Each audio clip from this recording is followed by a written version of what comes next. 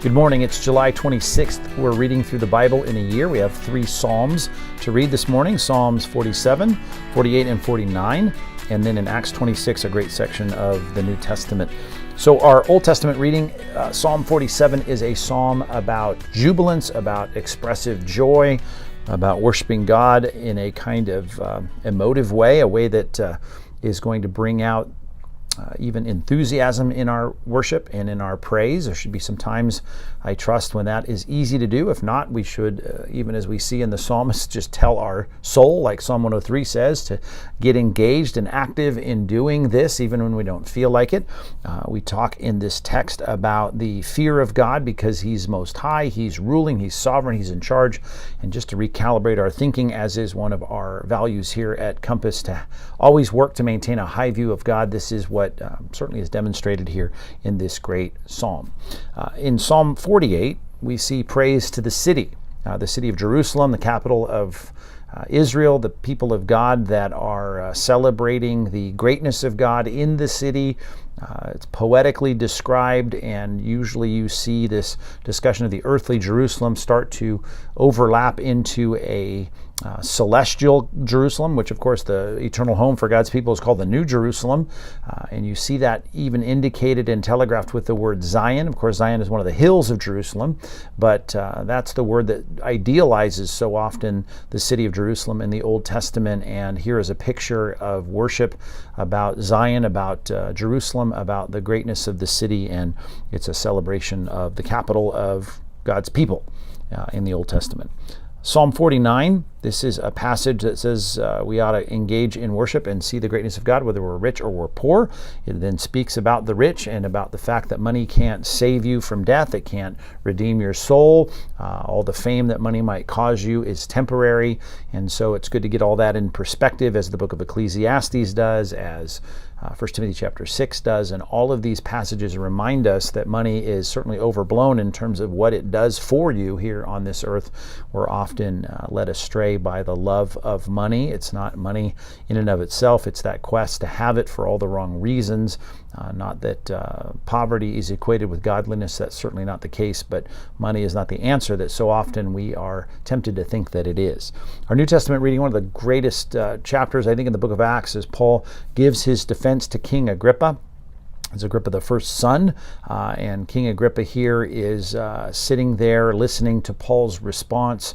And as Paul gets into the entire reason for his incarceration, why he's been so controversial, he recalls his conversion on the road to Damascus back there in Acts chapter 9. He talks about being obedient to that heavenly calling to be this spokesperson of the gospel.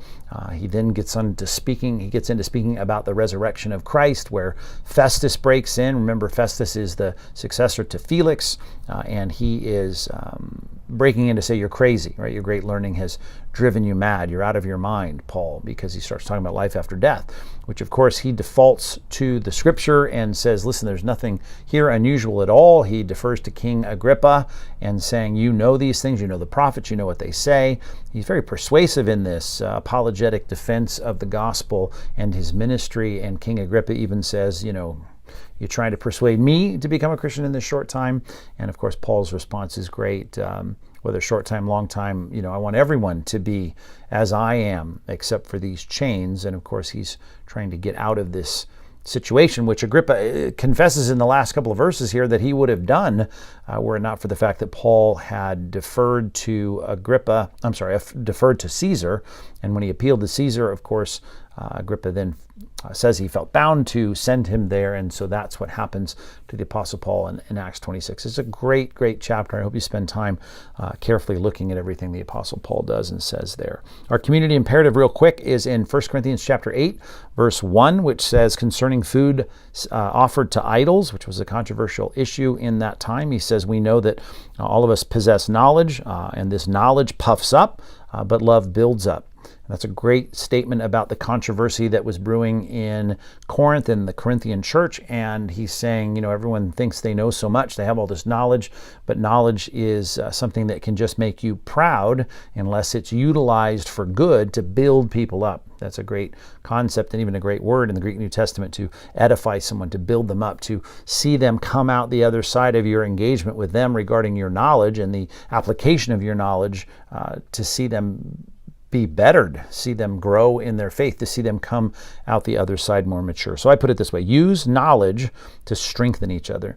The knowledge you have about the Bible, about God, about theology, about Christian doctrine, about anything that we are going to discuss in a small group or in a Sunday school class or in a church setting or on the patio of our church after a church service, it ought to be used to build people up. It ought to be used to make them more mature, more spiritually strong. And that is how we use our knowledge, not to show off, not to puff up, not to say we know more than someone else just for the sake of saying we know more than someone else. So use knowledge to strengthen each other. Of course, I'm talking about biblical knowledge here in particular, and that's a good thing for us to remember as we interact with each other today and all this week.